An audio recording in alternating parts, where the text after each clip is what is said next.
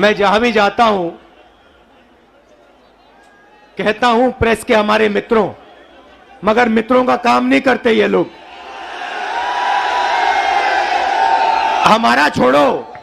हमारा छोड़ो जनता के मित्रों का काम नहीं करते ये। क्योंकि अगर आपके मित्र होते तो आपको देश की सच्चाई दिखाते, बेरोजगारी के बारे में बताते, महंगाई के बारे में बताते, मगर नहीं, ये तो आपको चीता के बारे में बताते हैं। देखो देखो, अफ्रीका से 4 चीता आए हैं, देखो जंगल में घूम रहे हैं। देखो, ये भी सवाल पूछा कि क्या चीता हिरण को मारेगा या नहीं। मतलब अफ्रीका का चीता हिंदुस्तान में आकर हिरण को मारना भूल जाएगा।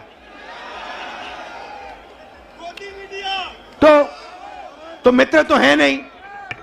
अच्छा, मीडिया बात नहीं उठाती जनता की, तो हमने सोचा पार्लियामेंट में भाषण करो। डिमोनेटाइजेशन, नोटबंदी के बारे में भाषण करने की कोशिश की, गलत जीएसटी के बारे में बोलने की कोशिश की। जो हम जमीन अधिग्रहण कानून लाए थे, जब नरेंद्र मोदी जी ने उसको रद्द करने की कोशिश की, हमने पार्लियामेंट हाउस में बोलने की कोशिश की, वहां पे माइक ऑफ कर देते हैं। देखो ऐसे माइक ऑफ, जो बोलना बोलो। हेलो, नमस्कार, कैसे हो। तो एक तरफ मीडिया बात नहीं उठाती, दूसरे तरफ माइक ऑफ कर देते हैं। तो हमने सोचा चलो जनता के साथ कन्याकुमारी से कश्मीर चलकर जनता से बातचीत करें, जनता की आवाज सुने और जनता के दिल में जो है वो रखें। 3000 किलोमीटर हो गए, कन्याकुमारी से शुरू किया। कम नहीं होता भाइयों और बहनों। आप ये मत सोचो कि 3000 किलोमीटर कम होता है, कम नहीं होता है। 110 दिन हो गए, मगर अजीब सी बात है, थकान नहीं है। आप देखिए, मेरा चेहरा देखिए, कोई थकान नहीं है। लोग पूछ रहे टी शर्ट में कैसे चल रहे हो। ना थकान है, ना ठंड लग रही है मुझे। अब मैं क्या बोलूं।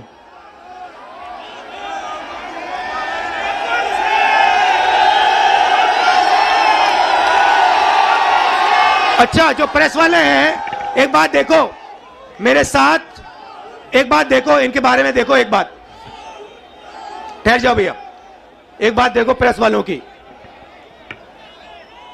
मैं यात्रा में चल रहा हूं, मैं टी शर्ट में हूं, मेरे साथ किसान के गरीब बच्चे चलते हैं, वो फटी शर्ट में होते हैं, उनकी पूरी टी शर्ट भी नहीं होती।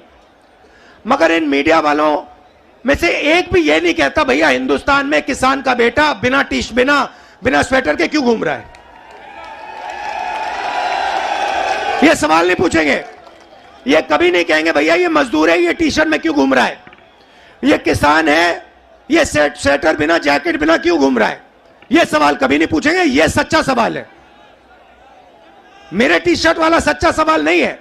सच्चा सवाल यह है कि हिंदुस्तान के बच्चे, हिंदुस्तान के किसान, हिंदुस्तान के मजदूर टी शर्ट में सर्दी में क्यों घूम रहे हैं, यह सवाल है। मगर यह कभी नहीं पूछेंगे, क्योंकि भाइयों और बहनों ये आपके नहीं हैं। ये जैसे घोड़ा होता है ना, घोड़ा देखा आपने, शादी का घोड़ा होता है, उसमें लगाम होती है ना, उसको लगाम को टाइट करो एकदम रुक जाता है। वैसे इनकी लगाम है, लगाम लगी है प्रेस वालों पे। जैसे ये दौड़ने की कोशिश करते हैं, जैसे दौड़ने की कोशिश करते हैं, वो लगाम खींचते बस रुक जाते हैं एकदम। अच्छा, ये मत सोचिए कि ये बोलना नहीं चाहते हैं। मेरे पास आते हैं, कहते राहुल जी हम सच्चाई बोलना चाहते हैं, मगर हमें हमारे मालिक बोलने नहीं देते। मैं कहता हूं भैया डरो मत, बोल दो।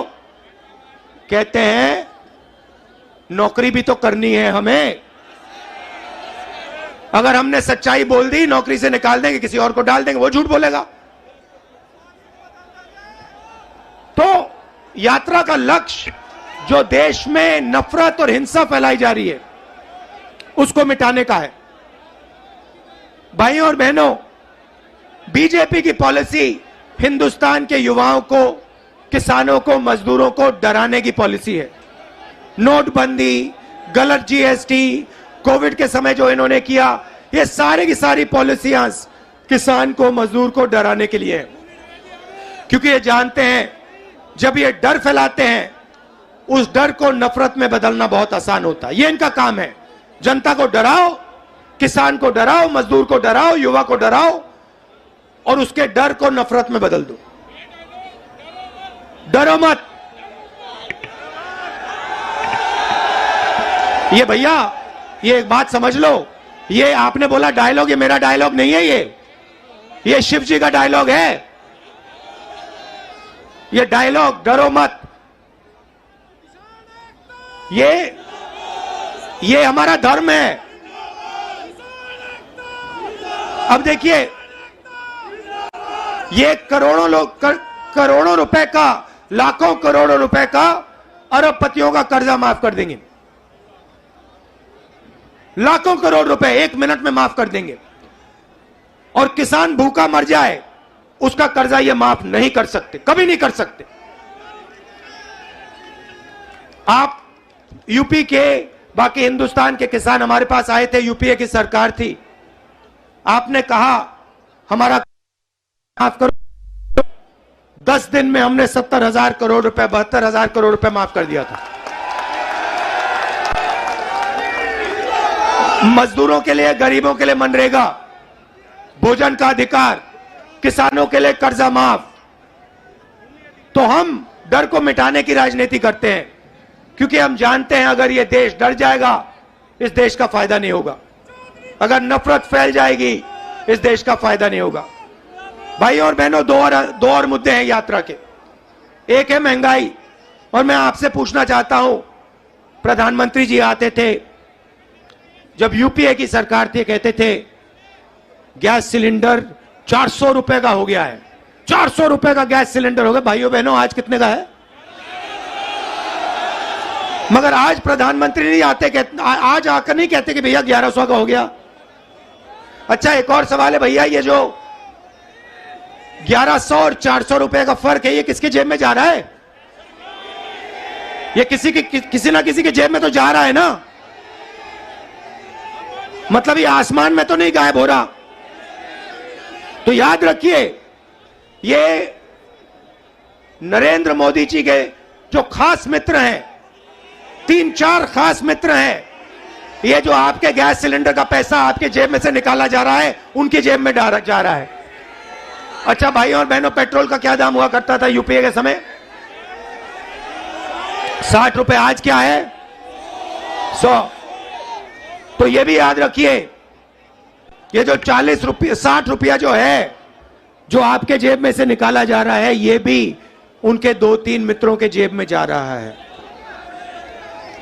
तो हमारा दूसरा मुद्दा महंगाई, और तीसरा मुद्दा, सबसे बड़ा मुद्दा, जो देश में नोटबंदी, गलत जीएसटी के कारण बेरोजगारी फैली है।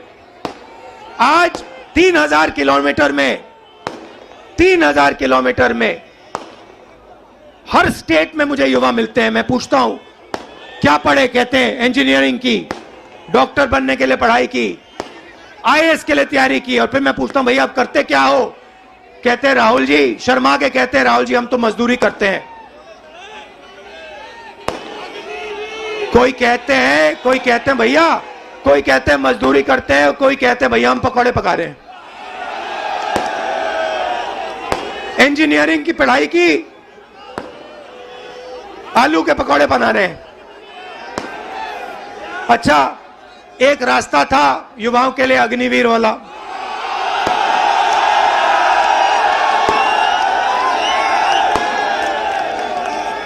उसमें क्या था? सुबह युवा उठते थे, 4 बजे उठते थे, दौड़ते थे। यूपी में आपको हर सड़क पे दिखेंगे, देश की रक्षा करने के लिए दौड़ते थे। और सपना था एक दिन बॉर्डर पे जाके देश की रक्षा करेंगे, तिरंगे की रक्षा करेंगे, सपना था। युवा 15 साल सेना में सेवा कर सकता था, उसके बाद उसको पेंशन मिलती थी। नरेंद्र मोदी जी ने कहा नहीं भाई, ये 15 साल वाली बात छोड़ो, पेंशन वाली बात छोड़ो, ऐसे करते हैं 6 महीने ट्रेनिंग करो, बंदूक पकड़ो, 4 साल रहो, फिर जूता मार के बाहर निकाल देंगे और उसके बाद बेरोजगार हो जाओ। नया हिंदुस्तान। और जब युवाओं ने कहा कि हमें यह अच्छा नहीं लगा, और जब युवा सड़क पे उतरे, नरेंद्र मोदी ने क्या कहा? नरेंद्र मोदी जी ने क्या किया? उन्होंने उनसे कहा कि अगर तुम्हारी फोटो ले ली गई सड़क पे तो तुम्हें सरकारी नौकरी नहीं मिलेगी। तो देखिए, दूसरा रास्ता का रास्ता जेल, रेलवेज का रास्ता, उसको भी एक के बाद एक बेच रहे हैं। उन्हीं 3-4 लोगों को बेच रहे हैं। एयरपोर्ट भी उनको दिए जा रहे हैं, पोर्ट भी उनको दिए जा रहे हैं, रेलवेज भी उनको दी जाएगी, LIC भी उन्हें के हाथ जाएगी, BHL, BHEL, HL सब उनके हाथ जाएगा और हिंदुस्तान के युवा बेरोजगार होंगे। ये है नरेंद्र मोदी हिंदुस्तान। इसके हम खिलाफ हैं और इसलिए हमने ये यात्रा शुरू की है। और हम इसलिए नहीं थके हैं क्योंकि आपने अपनी पूरी शक्ति, अपना पूरा प्यार इस यात्रा को दिया है और लाखों लोग हमारे साथ खड़े हुए हैं, हर जात के लोग, हर धर्म के लोग। तो मैं आपको दिल से धन्यवाद करना चाहता हूं कि आपने इतना प्यार और इतनी शक्ति आपने हमें दी।